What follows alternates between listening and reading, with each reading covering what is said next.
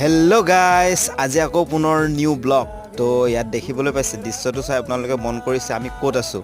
তো আমি মানে ইউ পি গৈ আছোঁ, বানাৰস। তো আমি ইয়াতে পেহী আছে, আৰু ইফালে মোৰ ভাইটি টুল, আৰু ইফালে ককা, এইফালে আকৌ আমাৰ আইতা, আকৌ ইফালে ককাৰ মিছেছ আইতা, আৰু ইফালে ককা মই এনেকৈ ট্ৰেইনত আহি গ'লোঁ। তো আজি দুদিনৰ পিছত আমি মানে এতিয়া নামিম বানাৰস।